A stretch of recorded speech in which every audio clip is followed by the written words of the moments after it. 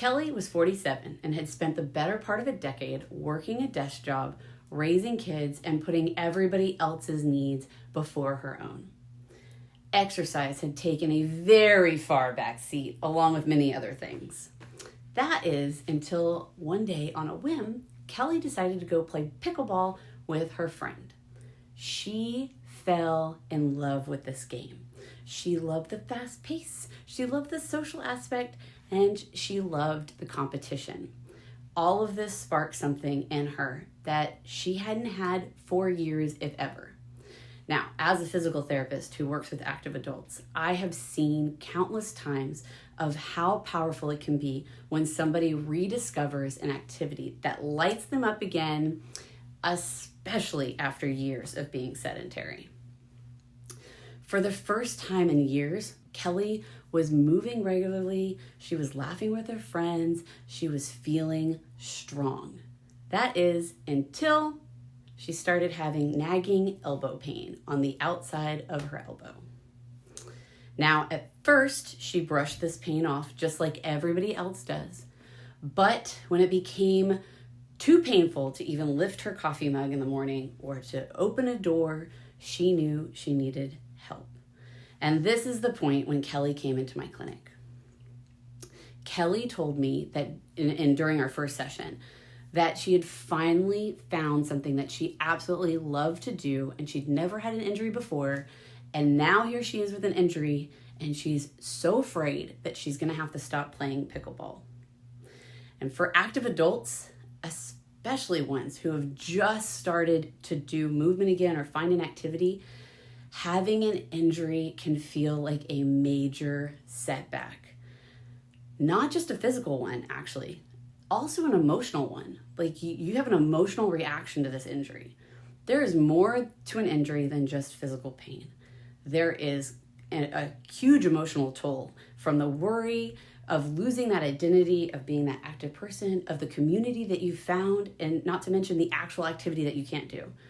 So, and then in Kelly's situation, she was also afraid that she was going to lose all the progress she'd made in her health.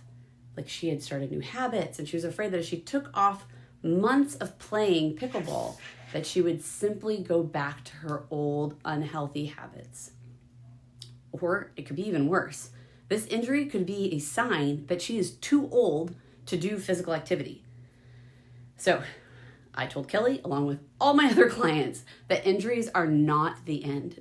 Injuries are just a detour. Rather, they're kind of a chance for you to learn about your body's strengths and your body's weaknesses, so that you can get back and be better than you ever were before. So, okay, let's get back to Kelly's story and her specific injury. Kelly was dealing with something called lateral epicondylitis. That's already a mouthful. I know, it's more commonly called tennis elbow. And yes, even though it's pickleball, it's still the same injury. This is a tendon injury that affects your extensor muscles and your forearm. So on hers, right? Specifically that carpi radialis brevis, if that's not a mouthful. So here is a quick video on how you can test that lateral epicondylitis in case you're curious if you have it.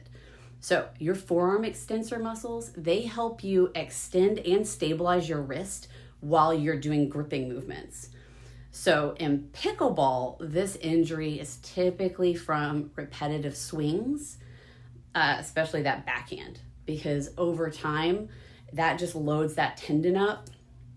Certainly if your body is just not used to that level of activity. So either the intensity or the number of days you're playing. So tendon injuries start when you develop tiny micro tears, and those tears become inflamed. And if they're inflamed on the outside of your elbow, that's when you get that standard dull ache that turns sharp. And then after a lot of time and maybe pushing through some pain, your hands start to go numb and have tingling sensations, and then you start to get weak in your hand, like you can't grip things the way that you want to.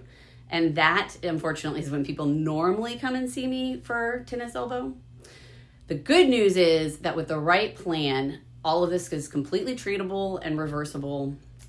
And so this is what we're going to start with. When Kelly started PT, even her daily tasks were hard.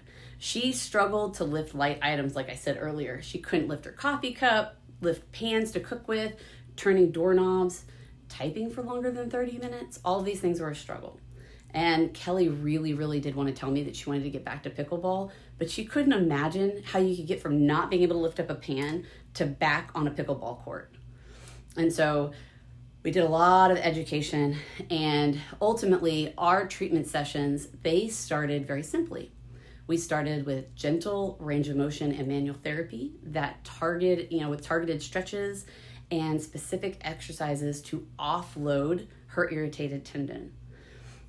Here are some of those exercises I will show you right here. Now, as her pain reduced, we moved on to strengthening. First, we started with some isometrics, then we did some progressive resistance exercises to help build the resilience of that tendon. But we did not stop at just her elbow.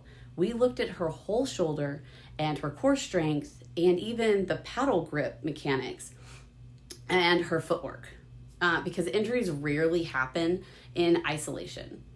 So if you have weakness in your shoulders or bad body positioning, that can make other parts of your body work a lot harder than they need to. So throughout our sessions together, I helped Kelly build up her confidence in her body again and gave her strategies on how to pace herself to get back to returning to pickleball. And one big change that we made that helped a lot was switching up her paddle grip. I showed her a technique that helped her reduce the strain on her forearm. So after just a few months, Kelly was back on the pickleball court.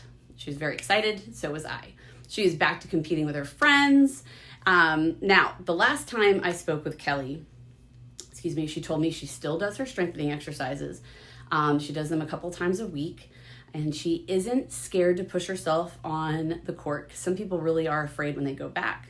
But she's not, because she knows the early signs of that tendon strain, because we discussed that during our sessions. The reason I wanted to share Kelly's story is to remind somebody who might need to hear it that it is never too late to find joy in a physical activity. And injuries don't have to take that favorite activity away. Just because you get injured doesn't mean you have to stop forever. So with the right guidance and a little bit of patience, your body can do amazing things. So to anybody in their 40s, their 50s, and beyond who is looking to rediscover activity or active lifestyle, keep going. And if something hurts, please don't ignore it. Address it. You deserve to move, play, and live fully. Now, check out the comments below, because that will have a quick way to get a hold of my clinic if this sounds like the type of care that you're looking for. And I hope that you're having a great day. Bye.